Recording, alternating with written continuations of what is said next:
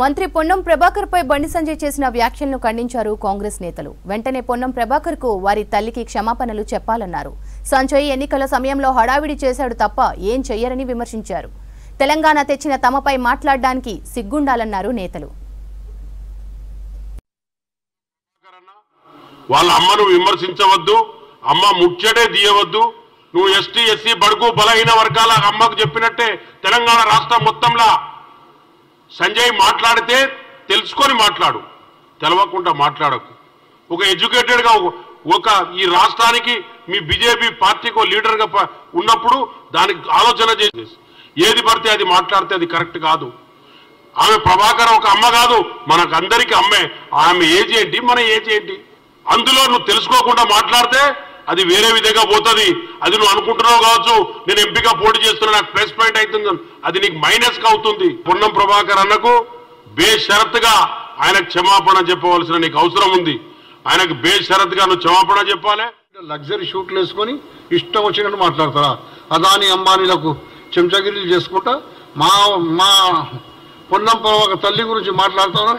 మొన్న నేను సిగ్గుండాలి. మా మైనంపల్లి హనుమంతు అడ్డగోల తిట్టినప్పుడు ఏం మాట్లాడలేదు మీరు? తెలంగాణ ఇచ్చింది కాంగ్రెస్ పార్టీ, కాంగ్రెస్కే హక్కు ఉంది తెలంగాణ గురించి ఓటు హక్కేది. మీకు లేదు, బీఆర్ఎస్ లేదు. కేసీఆరే లేడు ఆడ పార్లమెంట్లో బిల్లు పాస్ అయిన రోజు. మేమందరం కూడా ఆ రోజు బిల్లు ఎట్లా పాస్ అయిందో మాకు తెలుసు. 5 నిమిషాలు లేట్ అయితే చింపి పడేస్తుండే బిల్లు.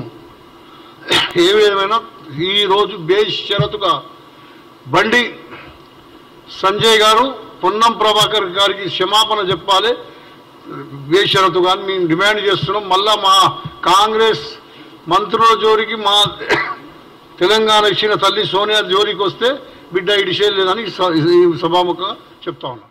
వారి తల్లి మీద లేనిపోయిన అబాండలేసి ఆమె లేదు ఆత్మ శోభిస్తుందని చెప్పడము మాకు అందరికీ బాధాకరం. బండి సంజయ్ గారు ఇటువంటి రాజకీయాలు చేయకండి.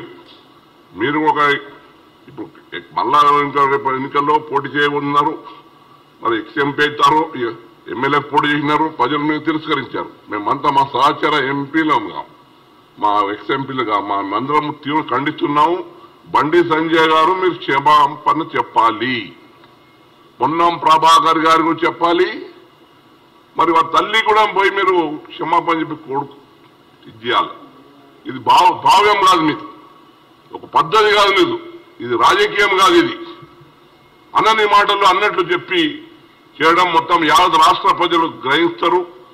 మరి మీరు ఏదో వైబ్రెంట్ గా మంచి మాట్లాడతారు అన్నంత మాత్రాన ఇష్టం అంటే ఏం మాట్లాడతారంటే ఊరుకోవాలంటే ఇది కుదరదు. మేమంతా కోరుతా ఉన్నాం మా సహచర ఎంపీలం.